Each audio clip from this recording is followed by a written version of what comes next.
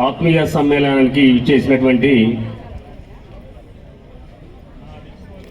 BC బంధువులందరికీ, అలాగే సభాధ్యక్షులు, సభాగతం లేని మహారాజులుగా వైద్య రంగ చరిత్రలో వెలుగుతున్న వారిద్దరికి మనం బీసీ లేనందుకే మనం ప్రత్యేకంగా గర్వపడాలి.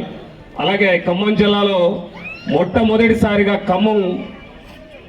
కమలం పువ్వుని గెలిపించినటువంటి కార్పొరేటర్ బాబాయ్ దొంగల సత్యనారాయణ గారికి, అలాగే మన assembly BJP party convener Alik Anjaiah గారికి, పెద్దలు ఇంకా చాలామంది ఉన్నారు, మా సహచర ఓబీసీ మోర్చా నాయకులకు, పెద్దల అక్క మంద సరస్వతి గారికి, ఇంకా చాలా మంది పెద్దలు ఉన్నారు, పేర్లు చెప్పుకోవడం పోతే అనేలా భావించొద్దు. అందరికీ నా నమస్కారాలు. పెద్దలు అనేక విషయాలు చెప్పారు.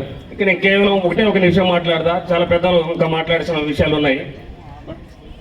మనం ఇక్కడ ఓబీసీ మోర్చా ఆత్మీయ సమ్మేళనం ఎందుకు ఏర్పరిచామంటే, ఇక్కడ అందరూ ఒక చోట కూడాల్సిన అవసరం ఏంటంటే, బీజేపీ పార్టీ బీసీలకు ఏం చేస్తుంది, మిగతా పార్టీలు ఏం చేసింది. ఇప్పటి వరకు కాంగ్రెస్ పార్టీ దాదాపు ఈ దేశాన్ని స్వాతంత్రం వచ్చిన కాంచి మెజార్టీగా ఆ పార్టీ వెళ్ళింది. ఈ రాష్ట్రంలో ఈ దేశంలో కానీ ఒక బీసీ నాయకుని తయారు చేసే చరిత్ర లేదు ఆ పార్టీకి. ఇప్పటి వరకు కాంగ్రెస్ పార్టీ బీసీలను ఓటు బ్యాంకునే చూసింది. కానీ ప్రధానమంత్రి నరేంద్ర మోడీ ప్రధానమంత్రి అయ్యాక మొట్టమొదటిసారిగా దేశ చరిత్రలో ఈ భారతదేశ క్యాబినెట్లో 27 మంది ఓబీసీ మంత్రులు ఉన్నారు. అది మనందరికి గర్వకారణం. అంతేకాకుండా ఈ దేశ చరిత్రలో మొట్టమొదటిసారిగా ఒక ఓబీసీ ప్రధానమంత్రి ఏంటంటే అది భారతీయ జనతా పార్టీ నుండి శ్రీ నరేంద్ర మోడీ గారు అయ్యారు. అది భారతీయ జనతా పార్టీ గొప్పతనం.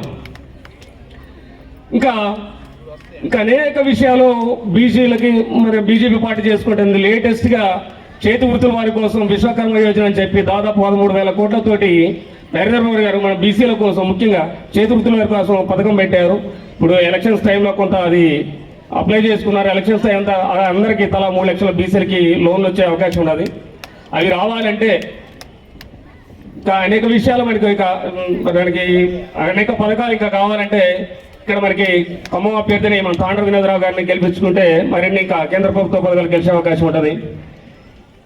బీసీలకు ఇప్పుడు కాంగ్రెస్ పార్టీ ఏ సర్వే చూసినా నరేంద్ర మోడీ దేశంలో దాదాపు 370 నుంచి 400 స్థానాలు గెలుస్తున్న ప్రతి సర్వే సారాంశం.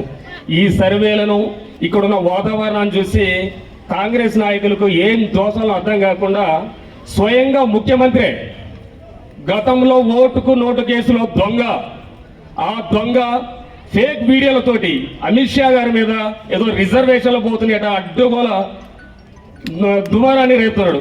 వాస్తవానికి మీరు గమనించండి, ఈ దేశంలో రాజ్యాంగాన్ని రద్దు చేసి 1975 ఎమర్జెన్సీ తీసుకొచ్చిన పార్టీ కాంగ్రెస్ పార్టీ. కనీసం ఆ రోజుల్లో ప్రాథమిక హక్కులు, ప్రజలకు ప్రాథమిక హక్కులు లేకుండా చేసిన పార్టీ. ప్రాథమిక హక్కులు అంటే కనీసం ప్రశ్నించడం, దేశం తెలవడం, ఇటువంటి వాళ్ళు లేకుండా చేసింది. దాదాపు 100కు పై రాజ్యాంగ సవరణ చేసిన కాంగ్రెస్ పార్టీ ఇలా రిజర్వేషన్ రద్దు గురించి అడ్డగోలుగా పెద్ద దుమారంతుంది. వాళ్ళు లేటెస్ట్గా కర్ణాటకలో చేసింది ఏందయ్యా, వాళ్ళు ఇప్పుడు ఇక్కడ బీసీ రిజర్వేషన్ల గురించి వాటి గురించి మాట్లాడుతున్నారు. మన బీసీ రిజర్వేషన్లు కర్ణాటకలో కాంగ్రెస్ పార్టీ ప్రభుత్వం ఉంది. బీసీ రిజర్వేషన్ తగ్గించి మతపరమైన రిజర్వేషన్ తీసుకొచ్చి మన బీసీల కోటా తీసుకొచ్చి వాళ్ళకి మతపరమైన రిజర్వేషన్ ఇచ్చారు. అలాగే దేశంలో కాంగ్రెస్ పార్టీ గెలిస్తే ఈ కర్ణాటక మోడల్ మొత్తం దేశం మొత్తం తయారైతే బీసీలకున్న రిజర్వేషన్ల మొత్తం తీసేస్తారు. అందుకే మన బీసీల రిజర్వేషన్లు, మన బీసీల హక్కుల్ని కాపాడుకోవాలంటే శ్రీ ప్రధాని నరేంద్ర మోడీ గారిని అందరూ సమర్థించాలని కోరుతున్నాం. అలాగే వచ్చే 13వ తారీఖు ప్రతి ఒక్కరు తాండ్ర వినోదరావు గారి కమలం పువ్వు గుర్తు మీద ఓటు వేసింది అందరూ అభ్యర్థిస్తూ సెలవు తీసుకుంటున్నాను.